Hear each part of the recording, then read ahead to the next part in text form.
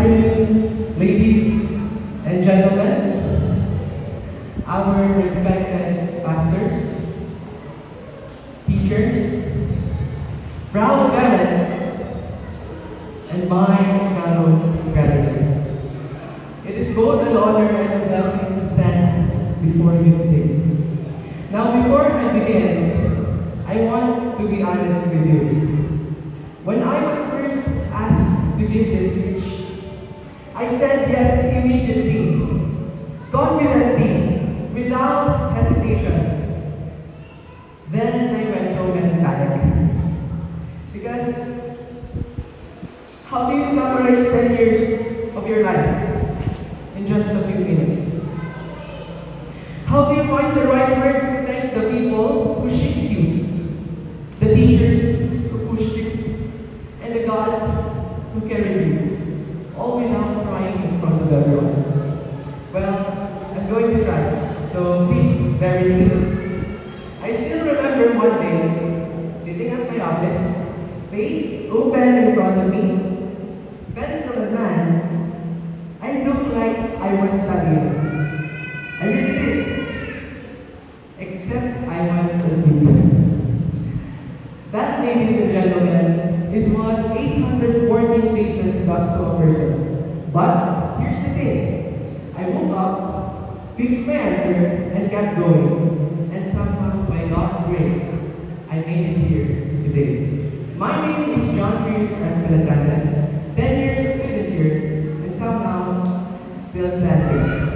First and foremost, I want to express my deepest gratitude to the one who first loved me, Jesus Christ, for His grace and mercy throughout this journey, for giving me knowledge, wisdom, hope, and especially patience, the kind of patience it takes to finish 814 paces, or roughly 36,000 pages. I did the math.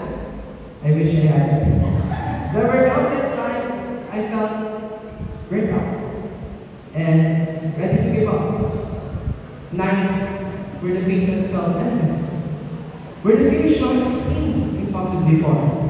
But every single time, God reminded me that His grace was enough.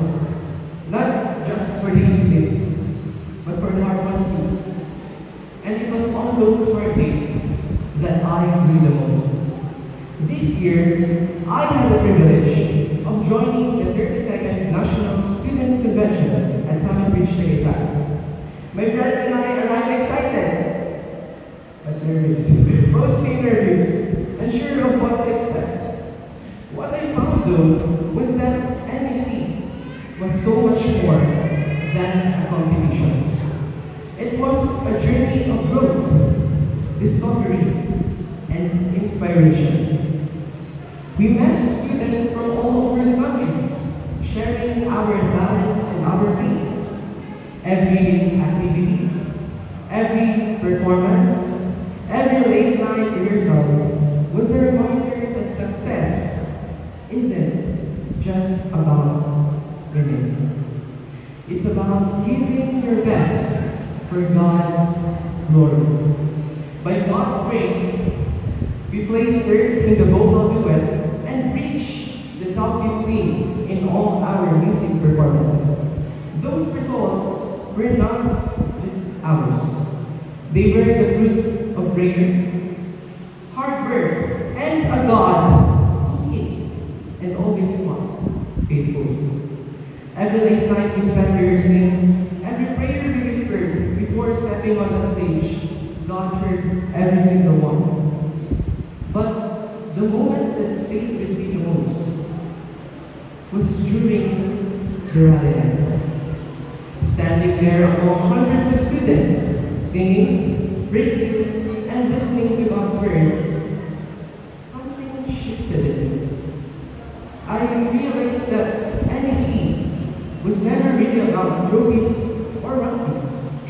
It was about glorifying God and sharing the gospel.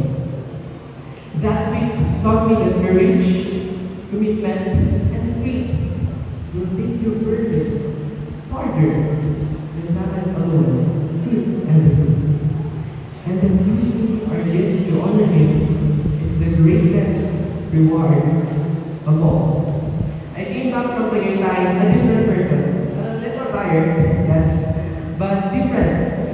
best possible way. Now, I also want to take a moment to thank my teachers, the people who showed up every day and chose to pour into us. Even on the days we made it very difficult. Teacher Chin, for introducing me to the gospel, a gift that changed everything. Teacher Netisa, for going the extra mile and visiting our home during the pandemic, when so many people stayed behind closed doors. Teacher Anna, for your lovely advice, given at exactly the right moments. Sir Ian, for the morning devotions that grounded each day in something bigger than ourselves. And Teacher Justin, thank you for your mercy during our days. You know what it is, and we are all grateful. To every teacher in this school, every monitor, thank you. You didn't just teach us subjects. You showed us how to live with faith, with integrity, and with purpose. That is not something we will forget. To my family, where I can begin. To my mom, my pastor chef, my doctor, my counselor, and my honorable loving mother. To my dad, a man who works hard without complaint, loves without condition, and always reminded me to read my Bible. Thank you for being my godly father. And to my brothers who are watching this, thank you for putting up with me, for helping me to school, and for being my built-in best friends, whether you like it or not. Mom and Dad, I am truly grateful for the gift of a Christian education. One that didn't just teach me academics, but shaped my character, deepened my faith, and gave me friendships I will carry for the rest of my life. You gave me something that money cannot buy, and I do not take that lightly. I also want to extend my sincere gratitude to the Barbosa family, my fellow churchmates, for taking the time to drop me off and pick me up from school. It has been a great blessing, helping me save time and money on me. Especially now that fuel prices have gone up. I truly appreciate your kindness and generosity. And to my classmates, thank you for the memories, the laughter, the chaos, and the journey we shared together. A special mention to my fellow graduate Bella. Thank you for always filling my water bottle. Honestly, Bella deserves her own award for that. That is Christ-like love, ladies and gentlemen. We made it. I still can't believe we made it. But here we are.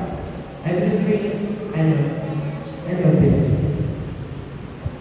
As this chapter comes to a close, I wanted to leave you with the words that carried me through my hardest days. Words I came back to again and again whenever I didn't know what was ahead. Not just a student, but also as a believer. We may not know what tomorrow holds, but we know who holds tomorrow. Class of 2026, this is not the end. This is just the beginning of everything God has prepared for you. Go forward with courage. Go forward with faith. And wherever life takes you, never stop to give God the glory. Congratulations, class of 2026. All for